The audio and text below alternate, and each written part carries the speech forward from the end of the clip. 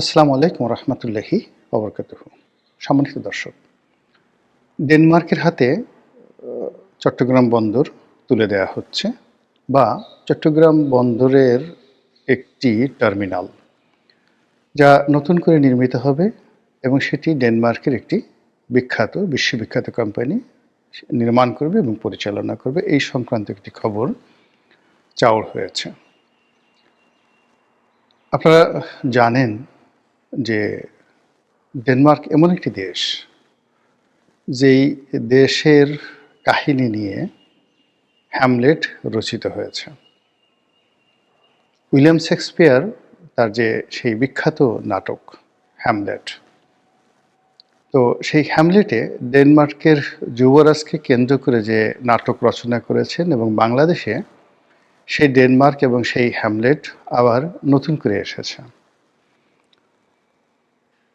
এবং এই যে আমাদের দেশের সহায় সম্পত্তি, রাষ্ট্রীয় সম্পত্তি, এটি বিদেশিদেরকে লিজ দেওয়া, বিদেশিদের হাতে তুলে দেওয়া নিয়ে গত 14টি মাসে একটার পর একটা ঘটনা যেভাবে ঘটে চলেছে, এবং তার সঙ্গে এই ডেনমার্কের এই উপাখ্যানটি নতুন করে যেভাবে যুক্ত হলো, সেই বিষয়গুলো নিয়ে মূলত আলোচনা করব।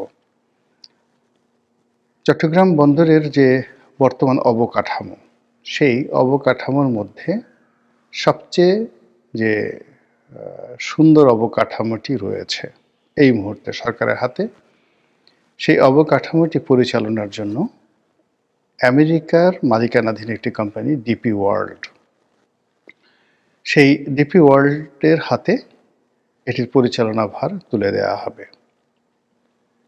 এগুলো নিয়ে বাংলাদেশে অনেক দিন ধরে হইচই চলছে। সরকার ডিপি ওয়ার্ল্ডের হাতে চট্টগ্রাম বন্দরের পরিচালনার ভার তুলে দেওয়ার ব্যাপারে এতটা বদ্ধপরিকর যে স্বয়ং ডক্টর মোহাম্মদ ইউনূস যখন চট্টগ্রাম গেলেন, তিনি অত্যন্ত দৃঢ় কণ্ঠে এই চট্টগ্রাম বন্দর ডিপি ওয়ার্ল্ডের হাতে তুলে দেওয়ার জন্য রীতিমতো ঘোষণা দিয়ে আসলেন। এরপরে বিদ্যুতের গতিতে সেই প্রকল্প এগিয়ে চলেছে।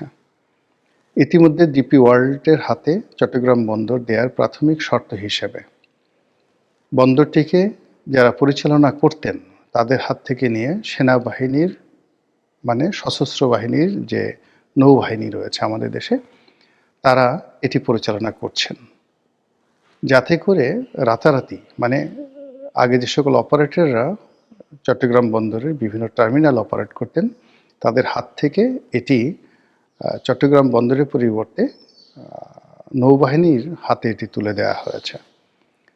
এখন এই নৌবাহিনীর হাত থেকে এটি যখন ডিপি ওয়ার্ল্ডের হাতে চলে যাবে, তুলনামূলকভাবে শব্দ কম হবে। এটি গেল একটি প্রসঙ্গ, অর্থাৎ এখন বর্তমানের যে অবকাঠামো।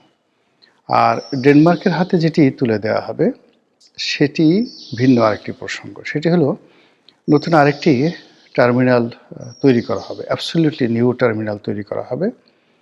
এই টার্মিনাল তৈরি করবে ডেনমার্কের shipping company AP Moller group. তাদের যে শিপিং লাইন্স, এটির নাম হলো মার্কস লাইন। তো মার্কস লাইন, সেখানে তাদের কন্টেনার ভ্যাসেল, তারপরে তাদের যে কনভেনশনাল অন্য যে সকল ভ্যাসেল রয়েছে, যেমন বাল্ক ক্যারিয়ার রয়েছে, এলএনজি ক্যারিয়ার রয়েছে, আরও অনেক কিছু, কার ক্যারিয়ার রয়েছে। সারা পৃথিবীতে শিপিং বাণিজ্যের অলমোস্ট 60-70% তারা একা এই ডেনমার্কের এই জায়ান্ট কোম্পানিটি তারা হ্যান্ডেল করে। তো এপি মলার গ্রুপ একটি যাকে বলা হয় দেশের শিপিং ব্যবস্থার A to Z, তারা সেই বন্দর নির্মাণ, টার্মিনাল পরিচালনা করা, জাহাজ নির্মাণ, জাহাজ পরিচালনা করা, কন্টেনার নির্মাণ, কন্টেনার পরিচালনা করা থেকে শুরু করে সব কাজ A to Z তারা করে সারা দুনিয়াব্যাপী। তো শিপিং ব্যবসার রাঘব বোয়াল বলতে যা বোঝায়, এই কোম্পানিটি ঠিক তাই। এখন এই কোম্পানিটির হাতে বাংলাদেশের একটি যাকে বলা হয় প্রাইভেট টার্মিনাল নির্মাণ করার জন্য তাদের যে সুযোগ সুবিধা দেওয়া হলো, বা তাদেরকে অফার দেওয়া হলে এটা আমাদের জন্য কতটা লাভজনক বা কতটা ক্ষতির বিষয়, এটি এই মুহূর্তে বলা যাবে না। হয়তো এটা খুব ভালো হতে পারে, আবার হয়তো এটা আমাদের দেশের জন্য মহা সর্বনাশ ঘটাতে পারে। কিভাবে? উপকার হতে পারে এইভাবে যে আজ সিঙ্গাপুর পোর্ট বা দুবাই পোর্ট, তাদের যে অত্যাধুনিকতা, কাজের যে মান, এবং সেই কেবলমাত্র সিঙ্গাপুর পোর্ট এবং দুবাই পোর্টের উপর নির্ভর করেই একটি দেশ কীভাবে ডেভেলপ করতে পারে, তার উৎকৃষ্ট প্রমাণ সংযুক্ত আরব আমিরাত এবং সিঙ্গাপুর। তো সেই অর্থে আমাদের চট্টগ্রাম বন্দরকে ব্যবহার করে, সেটা ডিপি ওয়ার্ল্ড হোক কিংবা এপি মলারের এই নতুন যে প্রকল্প হোক, সেই প্রকল্পের মাধ্যমে আমরা একেবারে সফলতার স্বর্ণ শিখরে পৌঁছে যেতে পারি। আর এটি না হওয়ার সম্ভাবনা ৯৯%।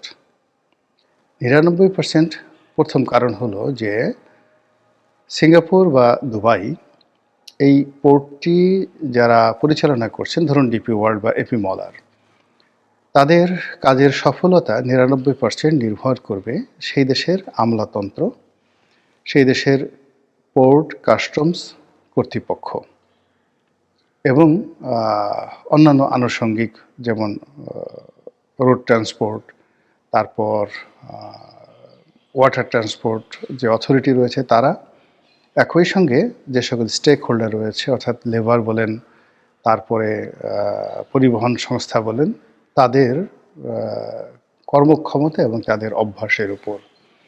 তো আমাদের দেশের বন্দরগুলোতে যা হয়, এখানে যে সকল সিন্ডিকেট কাজ করছে, ঘুষ দুর্নীতি কাজ করছে, পোর্ট এবং কাস্টমস যেখানে রীতিমতো যাকে বলা হয় একটা, যাকে বলে আজরাইলের সাথে একটা জঘন্য, আজরাইলকে জঘন্য বলবো না, ঠিক ওরকম হবে না, নির্মম নিষ্ঠুর বলা হবে না, আজরাইলের সঙ্গে তুলনা করা যাবে না। এখানে ধরুন পৃথিবীতে যত নিষ্ঠুরতম যাকে বলা হয় প্রাণী রয়েছে, সেই প্রাণী মানুষকে হত্যা করার জন্য যে ধরনের নিষ্ঠুরতা অবলম্বন করে, আমাদের দেশের কাস্টমস, আমাদের দেশের বন্দর কর্তৃপক্ষ এবং আমাদের দেশের বন্দরের যে আন্ডারওয়ার্ল্ড সিন্ডিকেট, চোরা কারবারি সিন্ডিকেট থেকে শুরু করে পরিবহন সিন্ডিকেট, তারা ঠিক সেম কাজটি করে থাকে।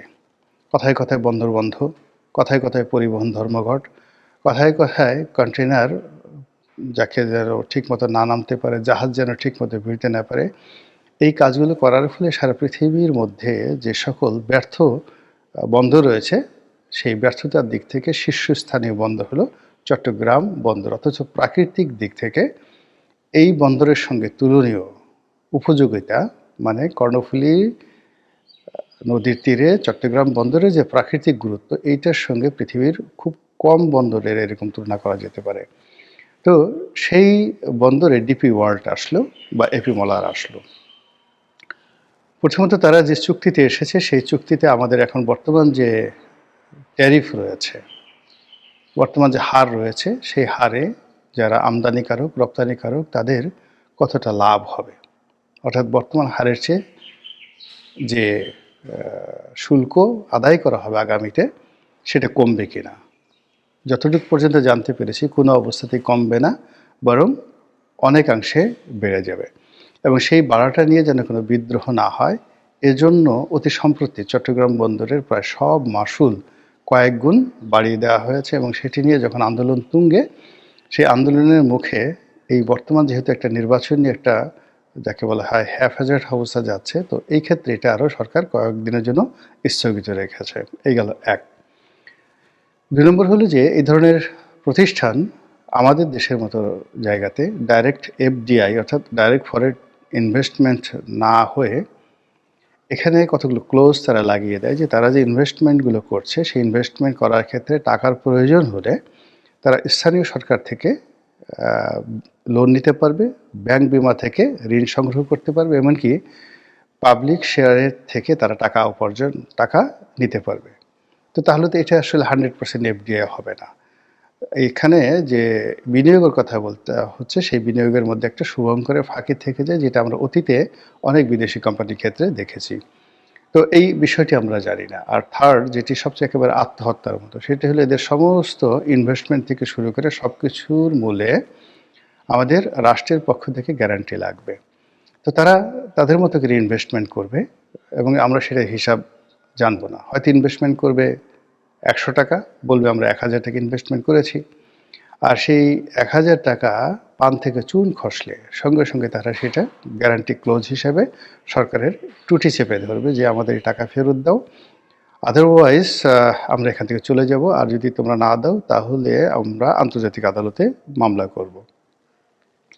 ইতিপূর্বে যে সকল আন্তর্জাতিক চুক্তি হয়েছে, আদানির সাথে চুক্তি হয়েছে, জাইকার সাথে চুক্তি হয়েছে, কিংবা এর আগে আমরা মানে কাপখোর সাথে চুক্তি করেছি, এবং আমরা যে সকল মামলা মোকদ্দমায় রীতিমতো বাংলাদেশ গো হারা হেরেছে, সেটা হলো তেল এবং গ্যাসের ক্ষেত্রে শেভরন থেকে অন্যান্য যে কোম্পানিগুলো আছে, নাইকো, তাদের সাথে আমাদের যে বিরোধ হয়েছে, সেই বিরোধে আমরা কিন্তু বিরাট অঙ্কের ক্ষতিপূরণ দিয়ে সে সকল কোম্পানির সঙ্গে নেগোসিয়েশন করতে বাধ্য হয়েছি। তো সেই ক্ষেত্রে এপি মলার বা ডিপি ওয়ার্ল্ডের সাথে আমাদের যে এই মুহূর্তে যে লেনাদেনা, তার একটা মানে অন্যতম ক্লোজ থাকবে গ্যারান্টি ক্লোজ। তো সব মিলিয়ে মনে হচ্ছে যে এই দেশটিকে আমরা কি অন্যের হাতে তুলে দিচ্ছি, কিংবা সেই ইস্ট ইন্ডিয়া কোম্পানির মতো আমরা নতুনভাবে প্রতারিত হতে যাচ্ছি, কিংবা পুরো দেশকে কি আমরা তাদের কাছে ইজারা দিতে যাচ্ছি। এর কারণ হলো এই যে ডেনমার্ক বলেন, সুইডেন বলেন, নরওয়ে বলেন, ফিনল্যান্ড বলেন, গ্রামীণ ফোন বলেন, টেলিনর বলেন, এই দেশগুলো, আমি এই দেশে বহুবার গিয়েছি, মানে আপনি বিশ্বাস করতে পারবেন না তারা কমার্শিয়ালি কতটা সচেতন এবং তাদের অতীত ইতিহাস কত খারাপ। একটা সময় আমাদের এই উপকূলে, এই বাংলাদেশে ডেনমার্কের লোক বেশি না, এই যখন আলিবর্দি খানের জমানা ছিল, যখন বলা হতো যে বর্গি এলো দেশে, তো এই বর্গীদের সাথে, পর্তুগিজদের সাথে পাল্লা দিয়ে আমাদের এই উপকূলে বিস্তীর্ণ এলাকায় ডেনমার্কের যে জাহাজগুলো ডাকাতি করত, শুধুমাত্র ডাকাতি করার জন্য এবং আমাদের দেশ থেকে লোকজন ধরে নিয়ে দাস হিসেবে বিক্রি করার জন্য। এরকম হাজার হাজার ডেনমার্কের জলদস্যু আমাদের উপকূলে ঘুরে বেড়াতো। তো কাজেই এদের যে রক্ত, সেই রক্তের ধারাবাহিকতায় অন্যকে শোষণ করা, অন্যের ধনসম্পদ লুণ্ঠন করা হলো এদের মূল কাজ।